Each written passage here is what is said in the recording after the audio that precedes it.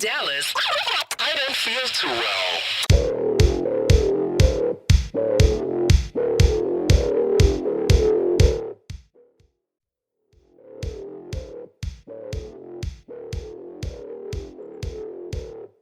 What's up, guys? This is episode 12 of Dictate, Dissect, and Discuss, and today we are covering part 2 of Oliver Boyd-Barrett's Judith Miller, the New York Times, and the Propaganda Model. We will be starting with highlight 13.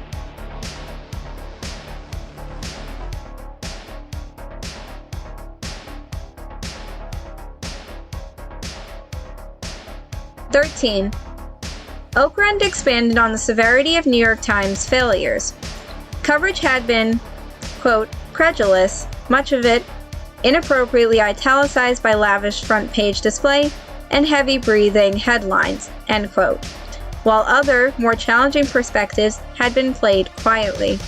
Like Keller and Raines, Okrent pointed to unnamed editors that, quote, make assignments, accept articles for publication, pass them through various editing hands, place them on a schedule, determine where they will appear, and assign follow-up pieces when the facts remain mired in partisan quicksand, end quote.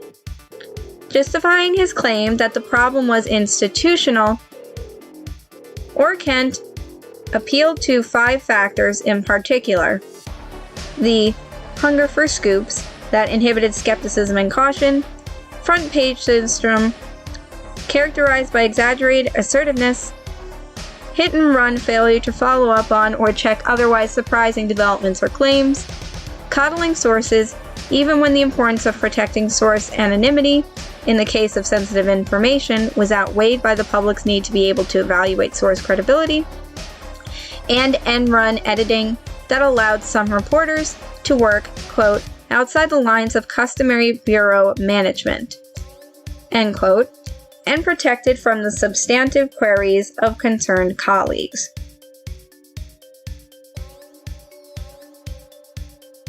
Okrent highlights the dog and pony show associated with media coverage of war. It's all about good versus evil, the technology of war, the aesthetic, the photo op shots of burning buildings and tanks rolling in. You could tell some reporters were chomping at the bit for a good story. Not a true one, necessarily, but an entertaining one that would provoke outrage. Partisan quicksand is right. What Okrent lists towards the end of the paragraph are applicable to any type of sensitive media. Headline grabbing, pursuing sources even though someone's information could be leaked, failure to verify info, etc. What makes this whole menagerie 10 times worse is the fact that we see this kind of coverage even outside of wartime.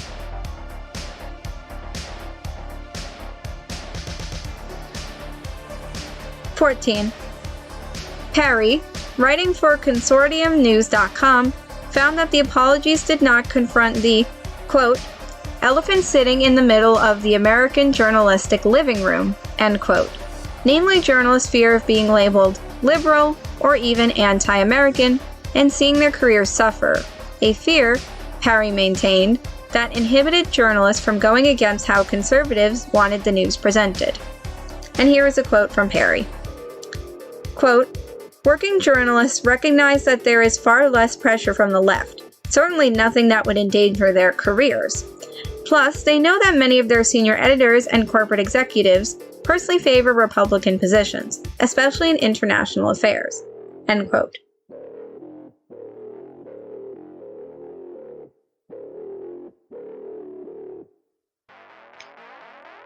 I cannot think of a statement more potent during wartime than being labeled un-American. It unpersons somebody, makes them seem like a stranger to all of us. It's akin to a third-rail journalistic suicide.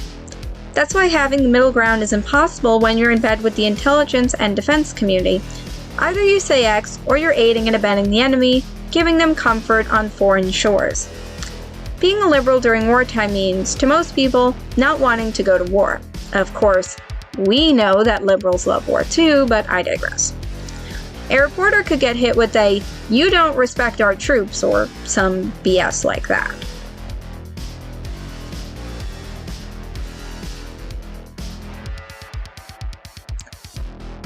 15.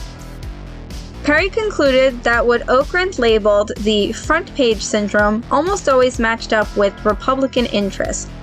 Quote, when stories might make conservatives look bad, the New York Times insists on the strictest journalistic standards or ignores the stories outright. Conversely, when stories parallel conservative interests, almost anything goes. End quote. The New York Times apologies, therefore, failed to address the larger issue of the pro-conservative tilt that is most likely to protect journalistic paychecks. This view was implicitly supported by Eric Boyd-Barrett, writing for Salon.com in May 2004, that the, quote, suspicion is that the press has become increasingly fearful in a conservative political climate because it's afraid to appear unpatriotic or liberal by dwelling too heavily or realistically on negative images of the war. End quote.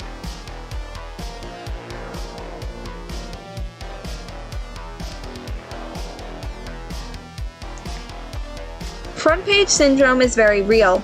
It's said that individuals register their first impression of a person within the first minute of meeting them. Ergo, first impressions and optics are everything. If you put something on the front that's disagreeable to your supportive Republican fanbase or your corporate backers, it's going to get edited, axed, or moved to the inner pages of the magazine or paper. If a reader sees your headline as something un-American, it will almost always stop them from looking further. Pro-conservative media is not, however, only a New York Times problem. It behooves the powers that be to lean harder on conservatism so as to maintain the status quo, whilst also getting the most bang for their buck.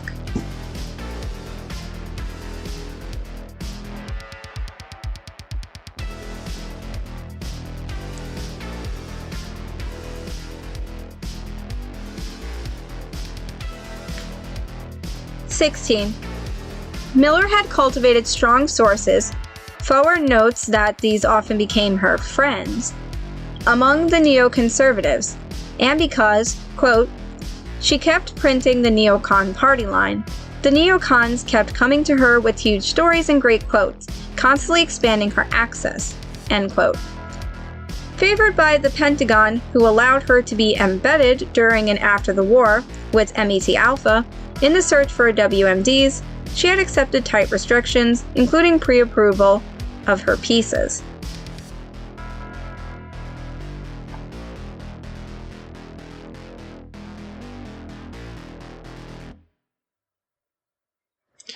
Neocons are the vanguard of the bloodletting in America, and their pockets are very deep. She was in this positive feedback loop where everything kept coming and coming with no end, so she couldn't put the brakes on the operation even if she wanted to. The pre-approval of her pieces before they were finished is suspect enough to warrant an investigation, especially as an embedded reporter. Miller's journalistic integrity deserved to be questioned, if not right denounced, when it was revealed her sources became her friends. There is no possible way to be objective about your friends when you're using them to feed you information. It's not possible to make friends with your intelligence. Every job would consider that a breach of professionalism. Miller should have been worried about both ends of the sword, getting swayed by her sources and using their words as her journalistic fodder.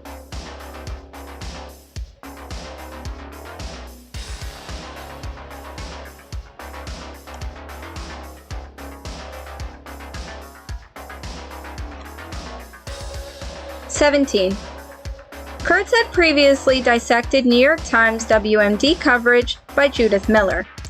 His principal finding was that the Post too often gave prominent front page display to administration viewpoints, while burying contrary views and evidence on inside pages, if at all. Many excuses, cited by those who talked to Kurtz, seem astonishingly lame, implying that stories suggesting the administration was exaggerating the evidence on which it based its decision to go to war were on the same level as everything else. Excuses included, war was inevitable anyway, too many other stories competing, opponents of war were a minority, insufficient space on the front page, intelligence stories were difficult to edit, fear of looking silly if weapons were ultimately found in Iraq, susceptible stories might trigger hate mail, insufficient alternative sources. Most controversial, perhaps, was the view of a former assistant managing editor, but later disowned by the paper's executive editor, Leonard Downey Jr., that the paper is, quote, inevitably the mouthpiece for whatever administration is in power. If the president stands up and says something, we report what the president said.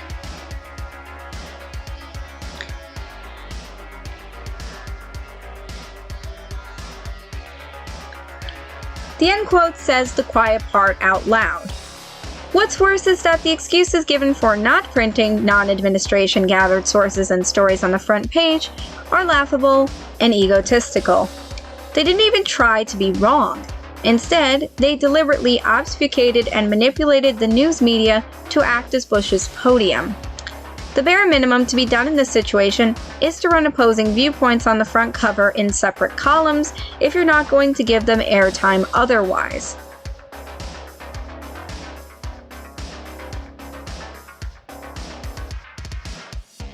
(18) Schechter considered that the Washington Post, like the New York Times and the TV networks, were guilty of much more than what they had conceded. They had failed, for example, to identify the real agenda for the war, the Israeli connection, the imprecision of precision bombing, and the use of weapons hardened with radioactive depleted uranium.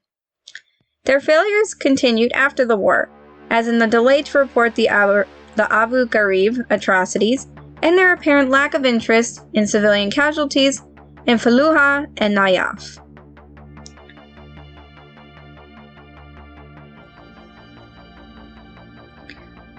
Accountability in media is often deferred. Radical personal responsibility is the name of the game.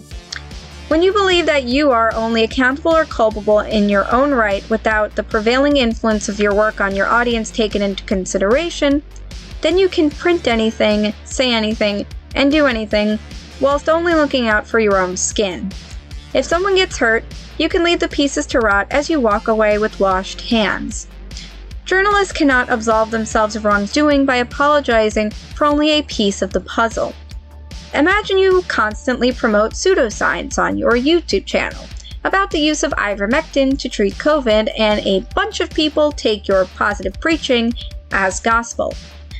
If a bunch of your viewers are suddenly found to have poisoned themselves, you are definitely responsible for putting that idea into their head and giving them the green light to use it for dubious purposes.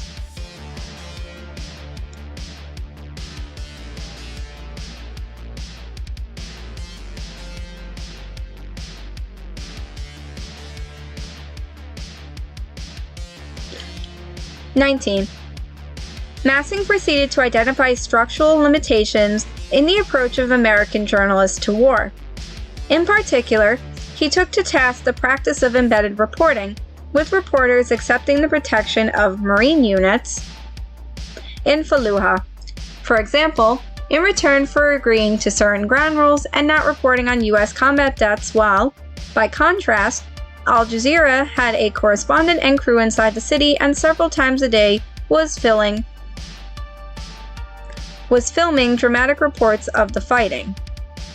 U.S. correspondents, Massing argued, tended to compromise their access in return for security, failed to make this fact clear to their readers, relied too heavily on Iraqi journalists, and had inadequate or no knowledge of the local language.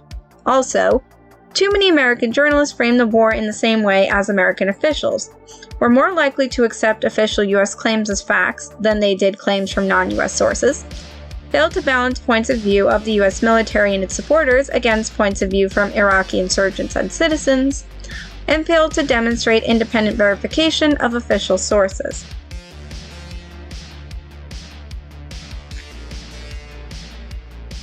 Embedded journalists as a concept is something we've seen in almost every major riot or insurrection in recent years. It's a global phenomenon, not just a U.S. problem.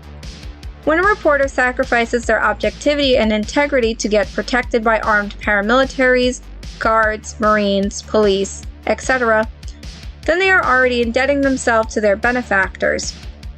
A reporter who wants to keep their story and their job will report on biased terms in favor of their own side. War crimes will be downplayed, ignored, or put in the fine print. Even if the person does not want to be partisan, they will see things from the perspective of their own soldiers, police, or whomever. When people start throwing grenades at your face, that doesn't give you an objective, rational impression of them or the situation. When you're immersed in your own bubble, everything looks strange and scary. All those examples of how the U.S. war correspondents failed to maintain truth and proper etiquette should tell you the problem we're facing.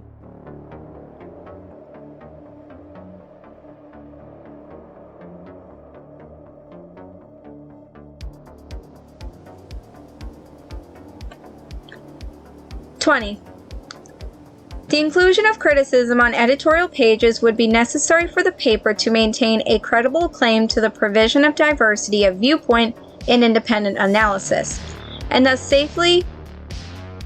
satisfy the substantial population of liberally minded readers amongst its predominantly middle-class New York readership, while at the same time arguably serving the interests of the administration in particular and those of the establishment more generally, through hegemonic framing of the war on the paper's news pages.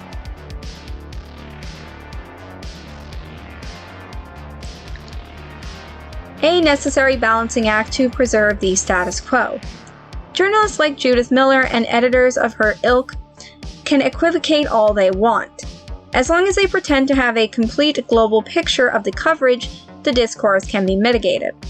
When both sides, I really hate that term, are represented by either the op-ed or the front page, it's immediately thought of as credible or valid. Just because there are two diametrically opposed statements being presented doesn't mean they're both factual or fair. 21. The existence of alternative perspectives, emphases, and lines of questioning that were marginalized or ignored by mainstream news sources, including the New York Times, is easily accessible by monitoring self-styled alternative media such as radio's Pacifica News Service, The Weekly Nation, or websites such as antiwar.com, buzzflash.com, democrats.com, indienews.com, or truthout.org, as well as from mainstream Arab world sources such as Al Jazeera or Al Arabiya. Alternative perspectives typically include the extent of casualties, both military and civilian, damage to infrastructure and other negative outcomes of war for citizens, possible war crimes on the part of invaders, administration complicity in the conditions leading to war or foreign policies of the United States and its allies that contributed to the problems of the Middle East, war profiteering by major corporations close to the administration, and so on.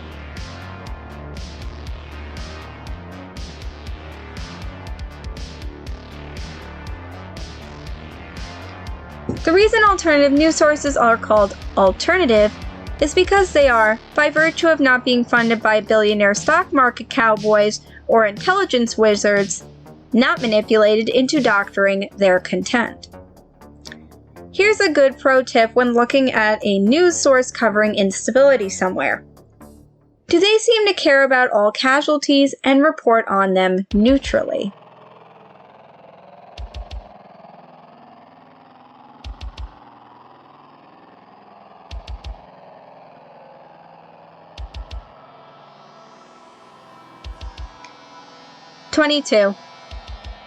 Other ways in which routine practice favors establishment propaganda is the adoption of such conveniences as embedded reporting or press pools, often in war situations where journalists trade a diminution in independent and uncontrolled access to sources in return for personal safety.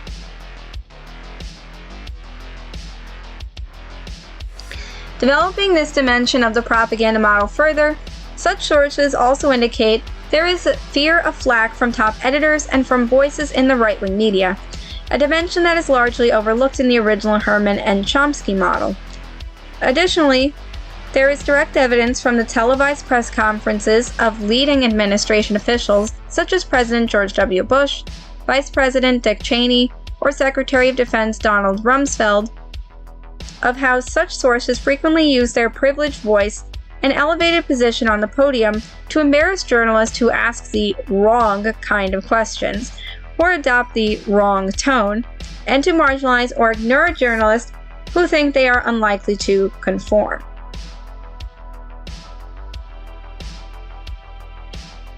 You know, it must be hard for neocons to say they're being silenced when the whole news media apparatus is afraid to breach their millionaire overlords' unspoken political social contract.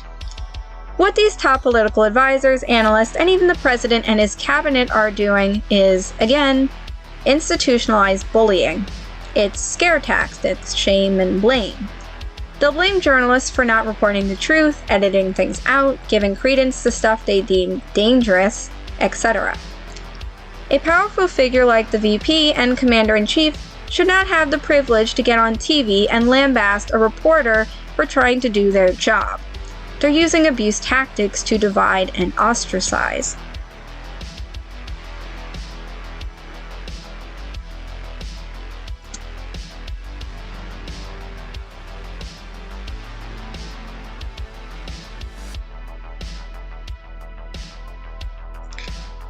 #23. The dimension of conflict between different components of the national security complex may also relate to the increasing evidence of dissension, even within the mainstream media, that became apparent in the aftermath of the U.S. occupation of Iraq. It could be argued that, by that time, significant U.S. objectives had been met, like control over oil supply, establishment of new military bases, formation of a puppet administration, etc., and that therefore, dissension within the press no longer worried the establishment.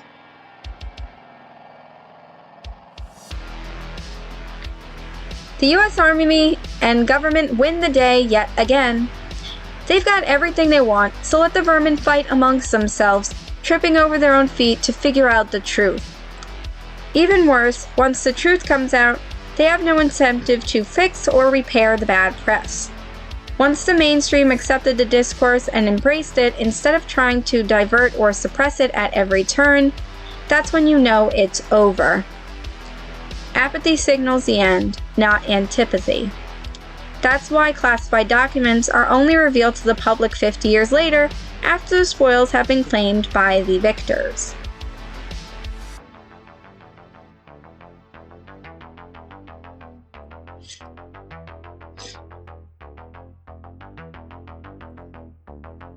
#24. Reporters who have significant professional and personal high-level access to foreign elites in areas of the world that are prioritized among administration foreign policy goals, whose identical views are constant with those of the administration, might be predicted to have considerable appeal to administration agents within overt and covert contexts. Also, the degree and consistency of top editorial manipulation of news frames, while it could be explained simply in terms of recruitment and promotion policies on the part of corporate and commercial interests, could easily be read as indications of possible penetration of the journalistic community or cooperation of journalists, or co-option of journalists by the intelligence community or other special interests, particularly since we know that this has occurred in the past. The sheer importance for success in conflict situations of this magnitude of being able to shape and manipulate public perception when aligned with 1. The commitment of vast public resource, much of it evading satisfactory audit, to the military-industrial complex. 2. The green light afforded by the intelligence community by previous administrations to allow media penetration. And 3. The incontestable historical record of such penetration, making it highly likely, if not certain, that wide-scale and deep penetration occurs. And that was just a nice summary wrap-up. Okay, everyone, that is it for this episode, episode 12 of Dictate, Dissect, and Discuss. And, summarily, that concludes Oliver Boyd-Barrett's Judith Miller, the New York Times, and the propaganda model. That's all for today, everyone, and I will see you next time.